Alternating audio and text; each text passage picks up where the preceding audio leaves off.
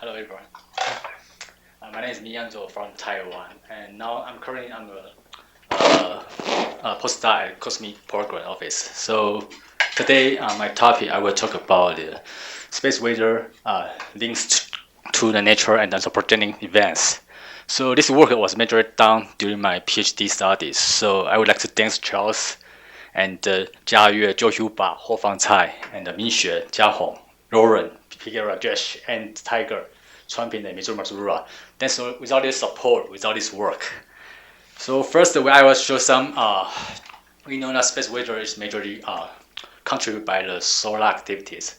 So here I just show an example during the storm time in 2015.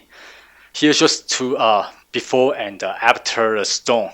We use the .TIGCN model to estimate the ground-based GNTC and cosmic observations. You can see that during the storm time, the electron EI structure is strongly enhanced. We also can see that it's shared in the dark regions. You can see compared with the before the storm time, and also you can see here shows very strong background electric field, also enhanced. This is due to the solar activity. However, we can see during the. Can I ask just what the colors represent? I mean. No, sorry. The carbon represent the electron density. Electron density. Yes. So it's in the ionosphere regions. So you can see the strong enhancement during the storm time. However, during the quiet time, it's just an example. Recent gold observations using the night glow observation. You can see during the quiet time, I think it's in 2019, the ionosphere day-to-day variability is quite large. Especially, you can see that in this day, these 4 consecutive days, here shows a very clear plasma bubble signatures. Actually, in these days, we also can see some bubble signature, but this day occurred much earlier, so maybe something happened. Why the bubble occurred so earlier, and what caused the difference of these days? So our scientists think that probably because the atmosphere wave from below that can affect the ionosphere. Here just shows a schematic. It shows atmosphere wave includes something like gravity waves and planetary wave and tide. They have different spatial and temporal scales, so that can affect our upper atmosphere. And in this study, I focus on the gravity wave because my research only focuses on the small scale wave. And gravity waves they can generate by such as mountain or ocean tsunami or convections. Now, mountain generate gravity wave they can propagate to the ionosphere. Some wave may break in the mesopause region and trigger secondary wave and generate TID. And some wave, especially in the equatorial region, they propagate to the ionosphere. They can be a seed to trigger the plasma bubble. This plasma bubble can affect our satellite navigation and communication. And some way they can generate dynamic currents that may affect our ionosphere electrodynamics. So it's very important to understand how this neutral event affect our space weather. In addition to these events, we also have anthropogenic event, man-made space weather. We know that recently we have so many rocket launch sending satellites, humans into space. So here just shows statistics the number of rocket launches from 1960 to 2020. You can see that there are so many rocket launch events. I expect in the future we will have more rocket launch in the near future. So we need to consider how this rocket launch affect our space weather because it may affect our weather prediction or space weather forecast. So first, I'll present ionosphere response related to the nature event. I'll report I report 2 events related to the super typhoon Morandi and Nepal. And third, I will show some preliminary result regarding the Tokyo earthquake. We know that this event could generate some waves affect our ionosphere. And here just shows some during the super typhoon Morandi swept over Taiwan in 2016. And you can see some of these pictures. This is captured by the NOAA and NASA Shumi and BP satellite. Here observed super typhoon Morandi approaching Taiwan. And you can see some small-scale gravity waves generated by the typhoon in the troposphere region. And in the mesosphere region, you can see very beautiful concentric waves occurred. So I was curious about if we can see this kind of waves in the ionosphere. So in Taiwan, we have so many ground-based GNSS observations. So in Taiwan, you can see the ground station, ground-based receiver here is about 115 stations.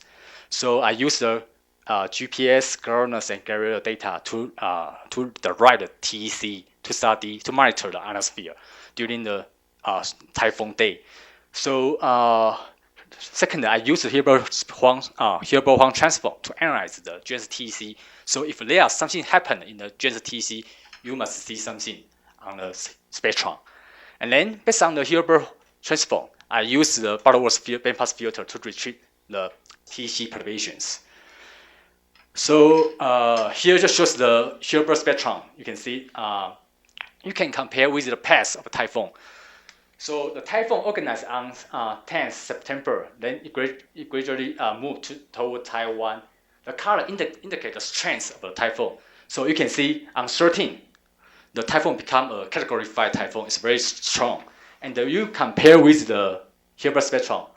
This is different days from 10, 11, 12, 13, 15, and 14 and 15. So you can see on 15, the signal is enhanced from the Hilbert spectrum.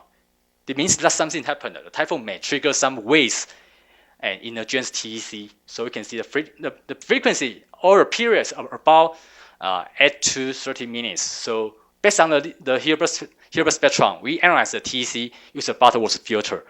So here shows the result. This shows a movie. You can see some wave. Typhoons right here, and generate some concentric waves. It continually propagate northward. And it's interesting if you note that when the typhoon hit central Taiwan, there's a mountain, very high mountain, around 3 kilometers high. The typhoon excited a great wave with greater horizontal scales. So you can see that first, this snapshot shows that at first you can see some southward wave propagate southward. Then stationary wave, probably because of the interface between the northward and southward wave. And then following that, you can see some northward wave continually propagate northward. And you can see the scale is much greater than this one. Then I show some kilograms. We can estimate characteristic of a concentric wave using this method. So the x-axis shows the UT time, and y-axis shows the distance from the typhoon eye to each of sub-ionosphere points. So you can see some wave perturbations in the ionosphere. And this wave perturbation lasts for over 10 hours. You can see from about 3 to 14. It's a very long time. And also display different spatial and temporal scales. So first, we see some southward wave and stationary wave, and then northward wave. You can see that the wave close to typhoon, its scale is much smaller. And away from typhoon, you can see the wave scale is much longer, period is much longer. So we can roughly divide this wave pattern into 4 groups. First group is southward wave, and the second group is northward with smaller scale, and the third and fourth group with larger scale. So they have different characteristics. So this characteristic also can explain by the gray wave theory. We can see the hints shows that gray wave with smaller scale usually can propagate more vertically and shorter horizontal distance. But for a large scale wave, longer period, they can propagate nearly horizontally. So we can see some large scale wave is more in the outer ring of the typhoon. Hi.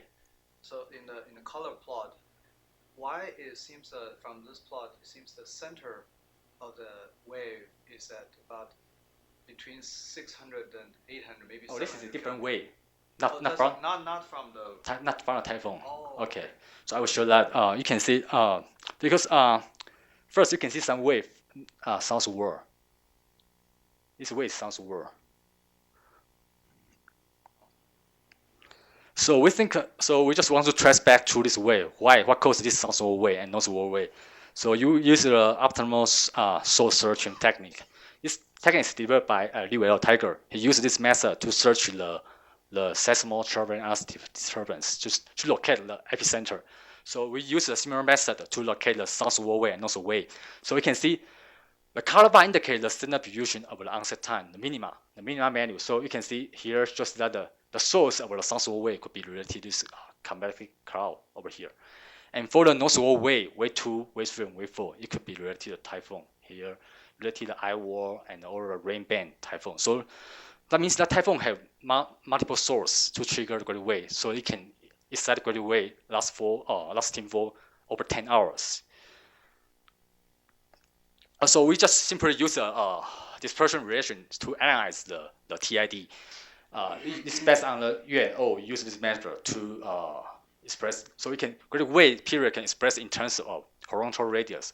Horizontal radius means the horizontal distance traveled by great waves. So you can see the x-axis means the radius and the y-axis is the period of the waves. So the spherical result is the black solid line, and we can compare with the color dot. Color dot means the observational result. So it's roughly agree with the dispersion relation, suggests that it could be related great wave. And the other is great wave horizontal wavelength expressed as horizontal radius and vertical propagation time. So the solid line also indicates the spherical result and compare with the observational result. So it's also agreed. This implies that this wave could be related to the primary wave instead of secondary wave. This is the other case, shows the Nipate typhoon. It's also a category 5 typhoon, but it's really interesting. You can see some northward concentric waves propagate northward and reach Japan region, you can see. And following the concentric wave, you can see that there's something happened here and here. We call this is nighttime MSTID. It's very large structures here and here. And this observation shows that these are two isolated MSTID, because we know that MSTID often occur in the mid-latitude region. But it's first time we can find that the MSTID occur in the low-latitude regions, in the typhoon regions. So just shows that the concentric wave could be related to the great wave. And this is the scale, the characteristic. And we also can compare with the Shumi satellite observations. So this is this is Nipate typhoon. You can see that some great wave here, and you can compare with the TID. Actually, the structure is very similar. The waveform orientation is very similar. And following the concentric wave, you can see that MSTID occurs here. So it's very typical, very common to observe the MSTID. MSTID can explain by the Perkins instability. We cannot explain this using the gravity theory because it has specific waveform alignment. Usually propagate southwestward and northwestward to southwestward alignments. So Perkins instability, this shows the schematic of Perkins instability. It's very important for the Perkins. If you have a southeastward wind, you can trigger the northeastward current. So we can compare with both figures, eastward and northward and upward. The northeastward current could trigger some polarization fields, then interact with the magnetic fields, so generate equal speed drift upward and downward. So this schematics can explain this signature of MSTID. However, we know that the growth rate actually is very small. We can estimate the growth rate of Perkins is about this value. It's very small. So it's necessary to another coupling mechanism to accelerate the growth rate. So we propose a mechanism to use we call this gravity wave seeding. Gravity wave propagate to the ionosphere. The wind propagation could generate some thermal currents. Thermal current then generate some polarization electric fields. These electric fields map into the ionosphere F region and coupled with the Perkins instability could accelerate the growth of Perkins of the MSTID. So just from different view angle, why we only observe the MSTID on the west side of the typhoon? It's probably because on the west side of the typhoon, you can see the wavefront, great wavefront propagate westward. And the wavefront is parallel to the magnetic field lines, so it can induce stronger polarization electric fields. However, for the northward propagation waves, you can see if it's perpendicular to the magnetic field line, the electric field will be cancelled out. So this can explain why the MSTID only occurred on the west side of the typhoon. So in order to confirm this hypothesis, we just use a symmetry model to simulate these signatures. Here just shows the numerical model result, symmetry ESF model. It's based on the semi-2 two-dimensional model and the symmetry three-dimensional model. So it simulates a very rich ionosphere in both hemispheres. So we need to run the semi-2 to initialize the symmetry model. So this is the semi-2 model result. And the symmetry parameters just give here 10.7 depth year and apex height, longitudinal width, because it's a ridge model. So the longitudinal range is only 6 degrees. And latitudinal range is about plus minus 30 degrees. And NZ-NFL means the grid, the resolution of the model. So for the NZ means the grid along the magnetic field line. So they have 301 grids. And NF means how many magnetic field lines in the longitudinal plane. So they have 402 magnetic field lines. And how many longitudinal planes? It shows that they have 92 longitudinal planes in 6 degrees. So we also impose the gradient wind perturbation into a model. This is an assumption of gradient wave. It's just a simple equation to perturb ionosphere. This is the zonal and meridional winds and the vertical winds. It gives us parameters from the observations. So here you can show the normal perturbation, vertical, meridional and zonal perturbations, and the vertical perturbations here. So we impose this wind perturbation into a model to see how the ionosphere responds to the gradient wave. Here just shows the initial result without gradient waves. Just give a random perturbation and the southeastward wind. So you can see as time goes by, it will give an initial perturbations, and as time goes by, you can see the structure gradually reorganize into a northwestward to southeastward patterns. So this means that the Perkins instability is involved, and the amplitude actually is very small. It's about 1 to 4% of the background electron density. And also, it takes a very long time to organize this signature, over 120 minutes. So the growth rate actually is very small, but this also shows that the model can reproduce the Perkins instability. Following that, we also simulate the gradient wave effect. So in this case, just case 2, just shows the random perturbation. We include gradient wave wind perturbation and the southeastward winds into a model. So here shows in the ionosphere electron density deviation at 322 kilometers and at 170 kilometers. So we can see that gradient wave perturbation here, concentric wave. And then during this time period, we cross the gradient wave winds. Then you can see the structure gradually reorganized into the northwestward to southeastward patterns. We also can see some small scale waves. So amplitude is much bigger in comparison with the isolated Perkins instability. It's about 4 to 17% after the wind turnoff. Here shows the case 3, just shows some wind position and gradient wave, but we don't involve the southeast wind.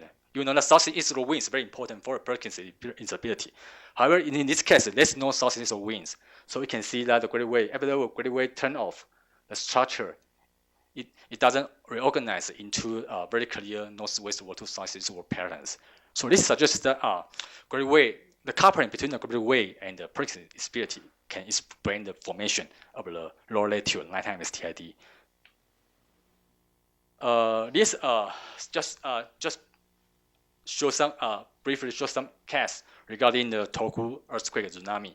So we know that this case has extended studied. We define some concentric gradient waves after the tsunami. But we also found something interesting, that some irregularity occurred after the tsunami happened in the ionosphere. So you can see some irregularity occurs here near the Hokkaido. And following the irregularities, you can see some MSTID occurred here and propagates across the world. And then some planar waves, we also can see that this is probably related to the reflected tsunami wave, because the tsunami wave hit the sea mountain, hit the island, and generate some reflection waves and propagate to the ionosphere. So about this case, in this time we do not observe any ES layer, because ES and the F layer coupling usually used to explain the phase growth of the MSTID. However, in this case, there's no ES layer occurred. This suggests that gradient wave seeding could be a possible source to trigger this kind of signatures. And this just shows, in the meantime, you also can see some graded wave over the North America here. So the summary, in the first part, the summary is that we observed some graded wave during the MSTID during when the typhoon swept toward Taiwan using the GPS-TET. So for the Morandi, you can see some dispersed concentric waves displaying wide spatial and temporal scales, and it's properly related to a primary ray instead of secondary wave. And this TID have multiple sources, so it lasts for over 10 hours. For the typhoon in Paratech, we also can see some MSTID and the concentric wave, but it's first time we observed that the MSTID can organize in the low latitude region. It's on the west edge of the CTID. So it's due to the strong polarization response. And also we also use a model to simulate this effect, such as that the coupling between the graded wave and the Perkins stability can explain the formation of STID. So the closest square, we find some nighttime STID and the planar TID related to the tsunami waves. Next, I'll show some result regarding the rocky launch. This shows three events related to Justin 3, Formosa 5, and Falcon Heavy. Before you see the result, you can see some movies. Maybe this is about the Altas V rocky launch. Maybe faster, you can see when a rocky launch, we can find something wave occurred when the rocket flying in the atmosphere.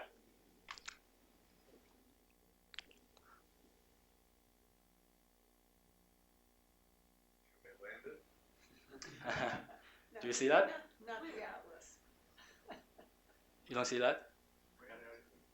It's true, because the wave is still not excited. Find that, I can see that there's some waves.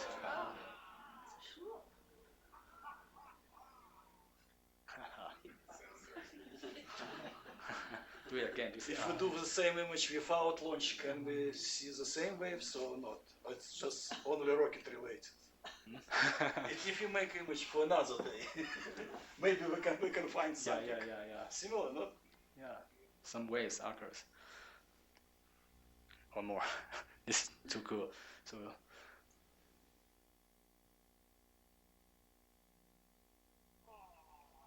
you can see clearly some ripples occurs. So how this ripple in the ionosphere look like? So it just shows 4 events related to the rocket, related to North Korea, China, Chang'e, and the SpaceX Justin 3, and North Korea coming soon for rocket. So you can see some rocket launch, some V-shaped shock. It's very similar to the solar eclipse effect. The lunar shadow generates some shock waves. So it's interesting. You can see that for the North Korea launch, you can see the direction changed and they fly on the east side of Taiwan because the rocket launch failed. So they fly to the east side of Taiwan. So this is very common to observe a rocket generate some V-shaped waves in the ionosphere, but it's not very common to observe the rocket generate graded waves in the ionosphere. So you can see some V-shaped waves flying that, it generates some concentric graded waves in the ionosphere. And we have checked that the radar reflectivity. You can see that there's no convection occurs here. This suggests that this graded wave is properly related to the rocket generate graded waves. So it just shows a snapshot of the V-shaped waves, and the concentric waves have different scales. For the shock wave, you can see that the velocity, phase velocity is very fast. It's around 800 to 900 meters per second, and period is much shorter in comparison with the concentric wave. Also, the velocity is much faster than the graded wave. So it suggests that these are 2 different waves. And I just used some dispersion relation to analyze these waves. This suggests that most of the CTI concentric waves within the mode of graded mode, such as this wave is related graded wave. And as for shock wave within the acoustic mode, so it suggests that the shock wave is acoustic wave. And we don't want to know the source. Where's the source trigger this kind of waves? Because you know that the graded wave generate after about 10 to 20 minutes. It's very fast. Usually, great wave, if a great wave generates from the lower ionosphere, it takes very long time to propagate to the ionosphere. But this wave happens very fast. So we use the ray tracing method to trace back the wave. So here just shows the propagation time of the great wave and the altitude. So we trace back from the 200 kilometers high and trace back to around around 100 kilometers high, such as this wave could generate in the mesopause or above the mesopause regions, because we can compare with the trajectory of a rocket. Here shows the second since the rocket launch and the altitude. The red line indicates the velocity of the rocket, and the blue line is the trajectory. So we can see here in this time the second engine starts, so it means that rocket separate. In this time, you could generate some waves at this region and propagate to the ionosphere. So it would suggest this great wave could generate from the mesopause region. Also, this is another case for the Formosa 5 launch. You can see after the rocket launch, you can see very strong impulsive waves occurs. And we can use the Hilbert-Horn transform, HAT, to analyze the TEC. You can see very high frequency waves occur after a rocket launch. Also accompanying a very long period of waves. This is probably related to the plasma hole caused by a rocket launch. And this could be related to the shock. So the shock compared with the volcano eruption. This shows the volcano eruption case. You can compare. It's very similar. The volcano eruption generates some shock wave. So why cause this concentric shock wave? What's the reason? We just asked. This here just shows the speed. Shows the speed of the shock wave around 700 meters per second, and we think it's within the velocity for the acoustic wave in the ionosphere is around 800. So it's a little bit smaller in comparison with the acoustic wave, probably because of the geometry of the rocket. Because we measure the waves horizontally, but the rocket launch is nearly vertically, so there's some discrepancy. But this wave period is within the acoustic cut of periods in the ionosphere. So it suggests this wave could be related to the acoustic wave. So what's the mechanism to cause this circular shock? It's probably because of the geometry of a rocket launch. For this, we compare with the Jetson 3 mission and the Formosa 5 missions. For the Jetson 3, for the Formosa 5 missions, you can see it launched the rocket nearly vertically to the space. But for the Jetson 3, it's nearly horizontally. So they may generate some V-shaped wave for the horizontal flying rocket. But for the vertical flying rocket, it can generate some circular wave. And there are also some primary results using the model to, this is a Mazumura's model. Use this model to study the earthquake, but we use this model to study rocket launches. So here shows the vertical insertion of the rocket and the horizontal insertion of the rocket. You can see the difference. So for a vertical fly, you can see the wave is nearly circular. But for a horizontal fly, the wave is nearly V-shaped. So, and this just shows the altitude and the longitude. You can see the circular shape and the V-shape of a rocket. Shows a different trajectory of a rocket could excite a different wave with different wave patterns. So it just shows a comparison between the Jetson 3 and the Formosa 5. So you can see the wavefront is multiple wavefront for Jetson 3, but for Formosa 5, it's an impulsive wave, nearly N-shaped waves. And the duration is much longer.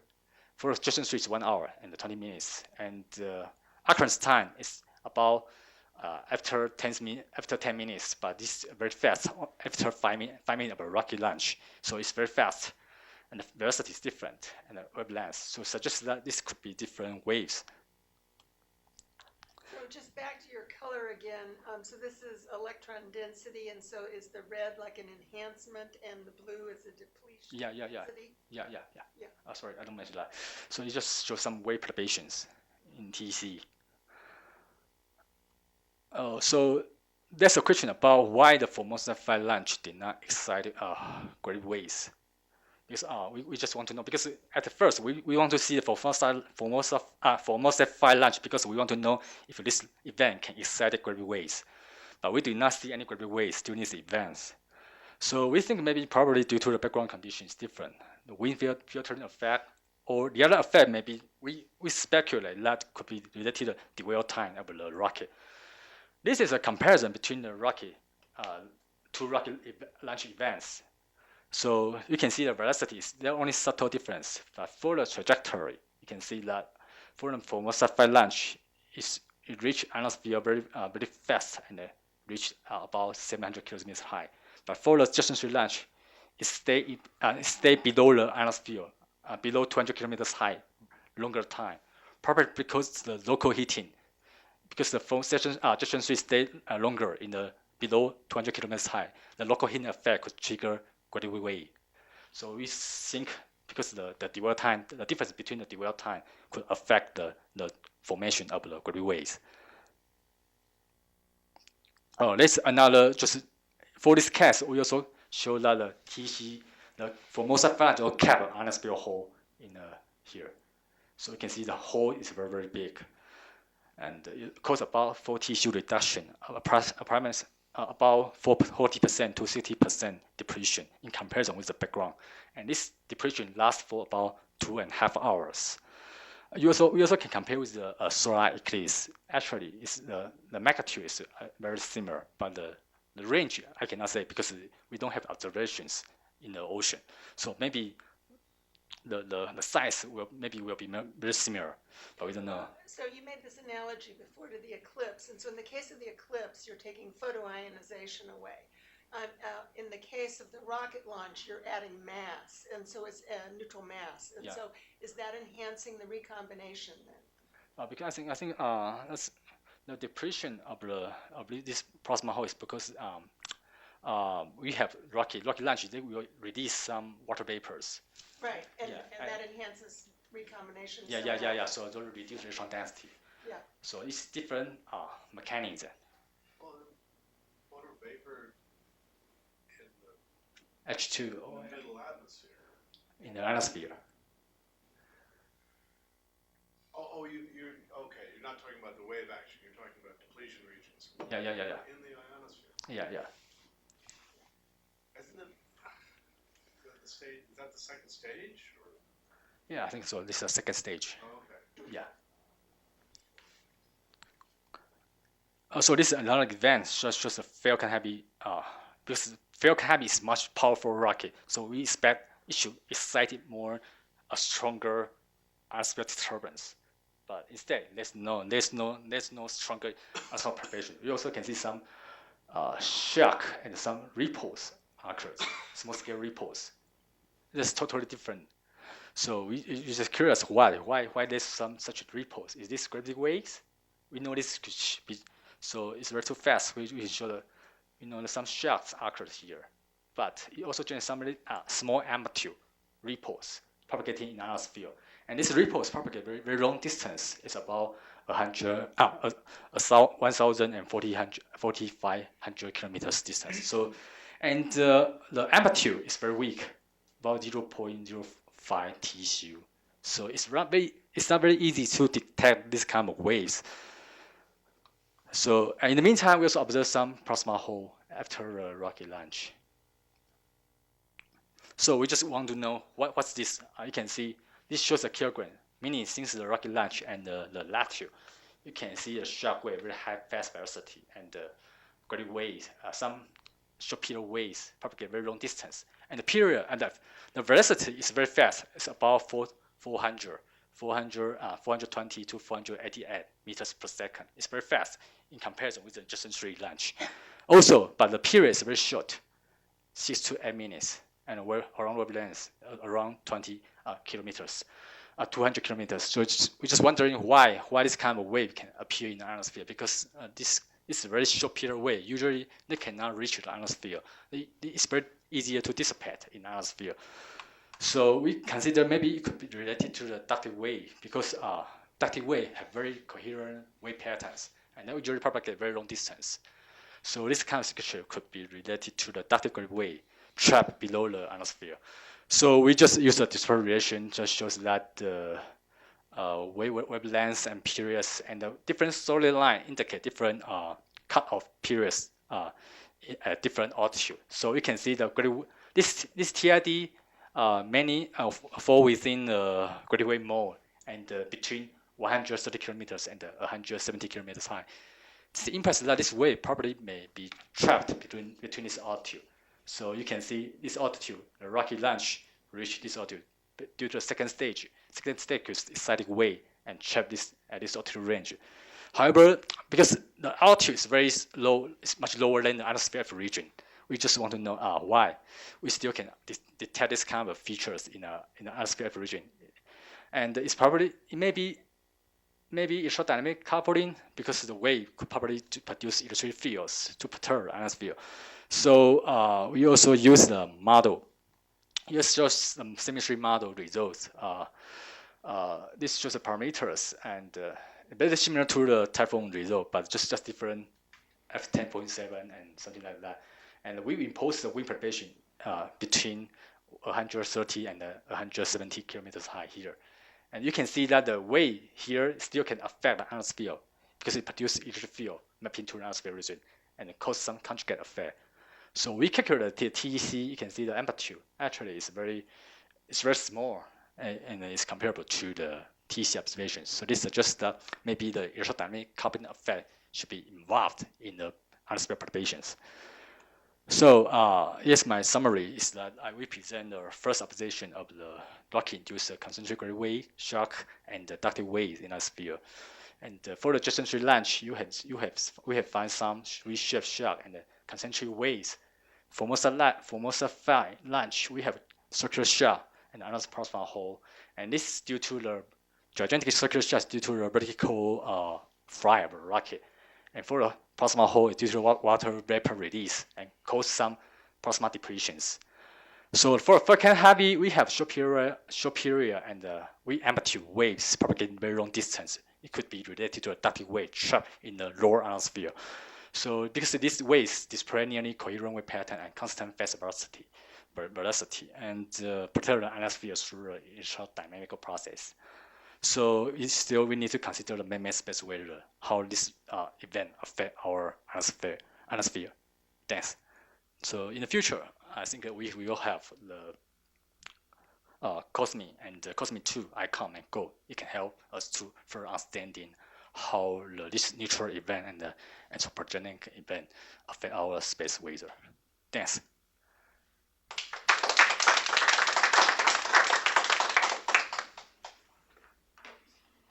So can you back to, I think maybe last two, yeah, one more back. Yeah, this one. So I see there's the obvious phase shift change, very rapid with the altitude that at 200, between 250 and 300. What is that?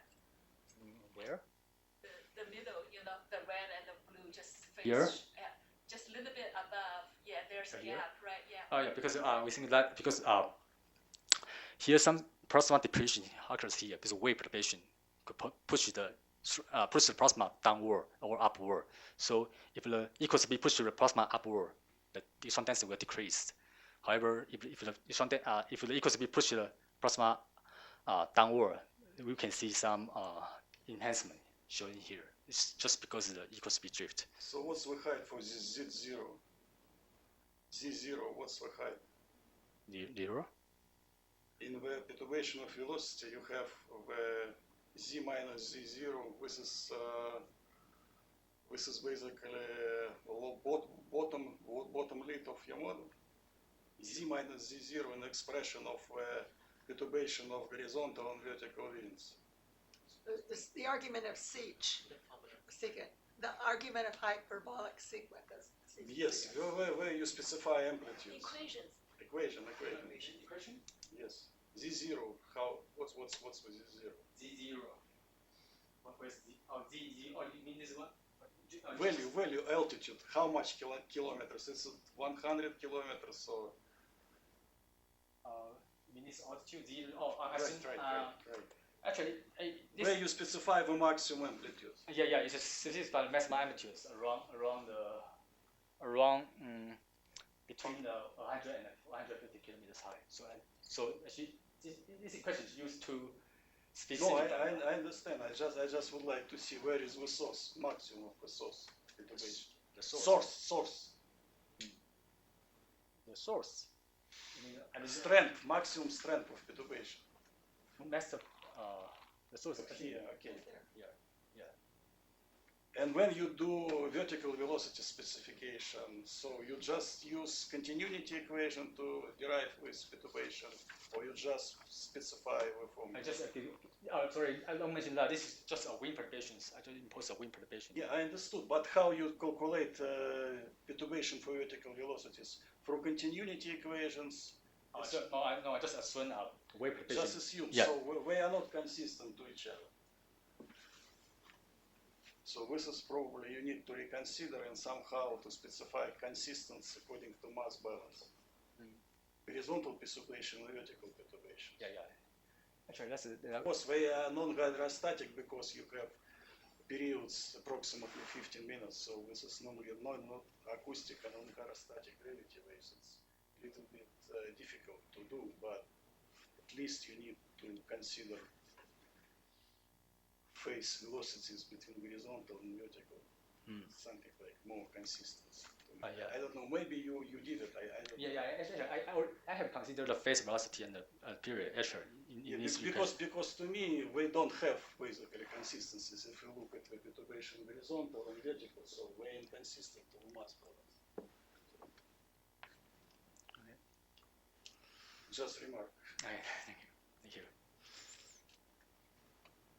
Now, when the rocket launches, do they generate wave reflected by the ground as well? Yes, actually. When you simulation, you including not the reflection wave as well? Yes, this is another paper, just Charles paper. You should just report that actually there's some reflection wave from the rocket launch event. So I don't show the figure, but you can see that paper. Also, and actually from the movie, you also can see some reflection waves. Because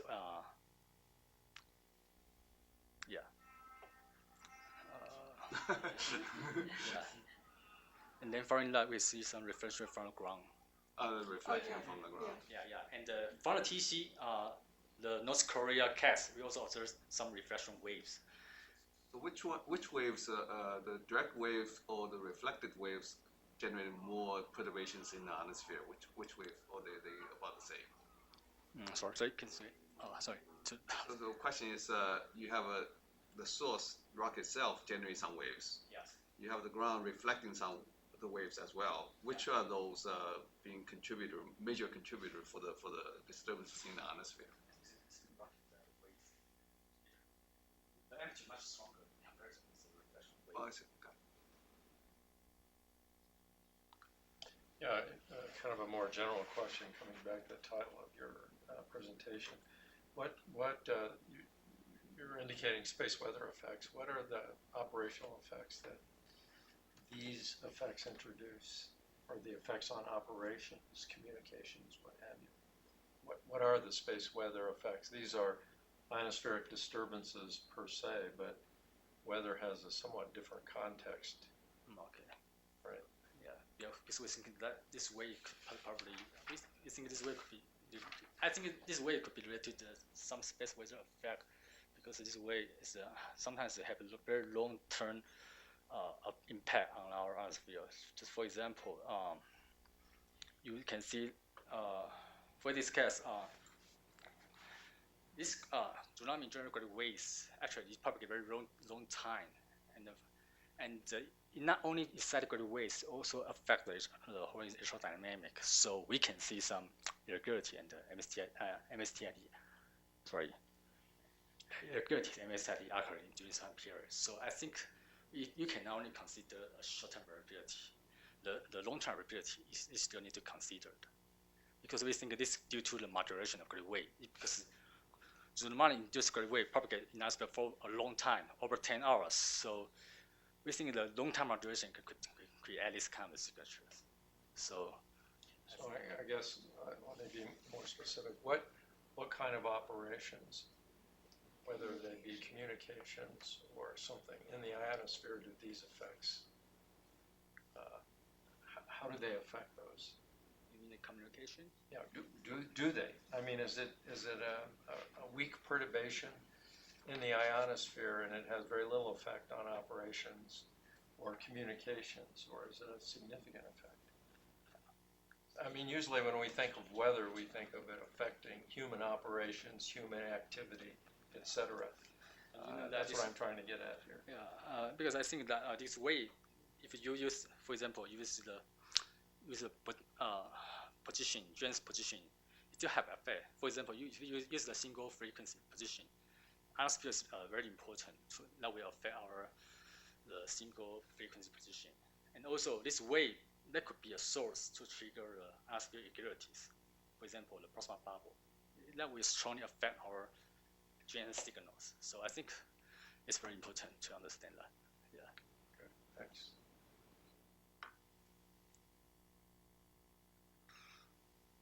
Yeah, I was wondering, going back to the waves generated by the rocket, it seems from your time space plot, where you said it's a trapped waves, it seems the horizontal scale is like 200 kilometers or something, 2 degrees latitude.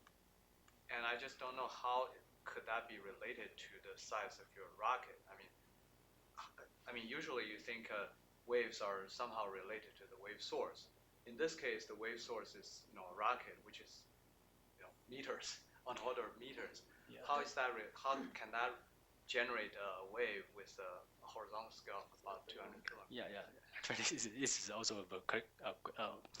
We're still not very sure how the rocket, but we just think maybe because the rocket generate heat and local heating could excite great waves, but we still don't know why the rocket launch can generate different wave with different characteristics. For example, the Jetson 3 and the Falcon Heavy, they have different wave characteristics. So I think that we still need to another model or observation to understand how this rocket generates this kind of waves. Well, so I thought it was associated with the exhaust, the water basically coming out of the rocket, right? So you think the So that was, expansion? that was the case so long ago before there was a GPS system. There was the Saturn V launches, and the water vapor from that created a tremendous hole in the ionosphere that could be observed by radars. And so it's the exhaust, not the rocket itself, not the metal rocket. But that doesn't make waves. No, it doesn't make waves. It makes a perturbation that makes waves. But why would you expect the perturbation to be associated with the size of the rocket versus the size of the plume coming out, which is much larger? Don't the waves expand in spatial extent as they go into the near perfect vacuum of space? Yeah, I think the wave extends will expand, but it's hard to see how the characteristics would change. I mean, the wave with the outreach will expand. But I was asking about the period. The period, yeah. What's the lifetime of this event? Lifetime. How many periods? You mean the lifetime? Yeah, lifetime, life cycle of these events. For how long you can observe this? You mean the waves or the whole? Right. The wave? Yeah, so the period is 6-8 minutes. Can you observe it during 10 periods or what?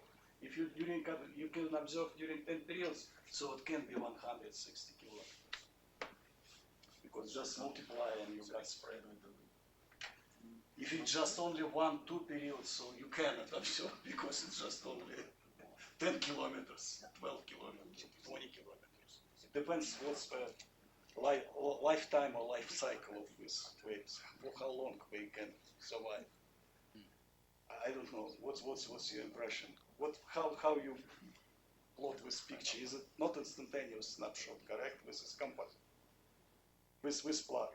Yeah, the lifetime of the wave. Yeah. You can see that actually it's about. Oh, you have time. Yeah. I'm sorry. Yeah, So it's basically 10 periods, so it's possible.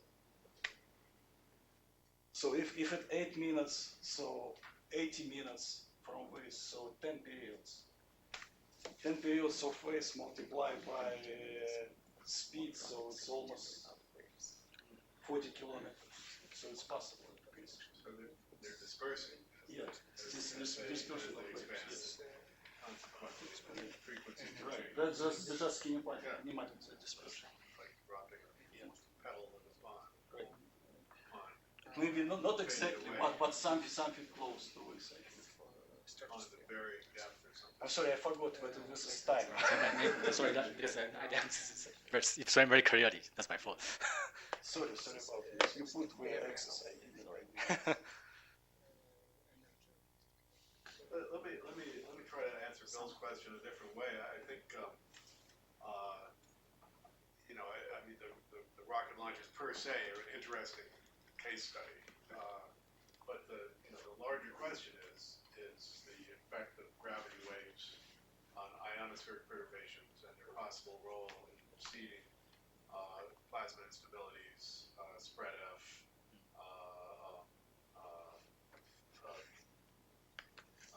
ionospheric depletions, and scintillations, and so we know the gravity waves are coming up through the middle atmosphere and entering the ionosphere and perturbing the electric field and changing the plasma densities, but it's really hard to sort it out because you just have this soup of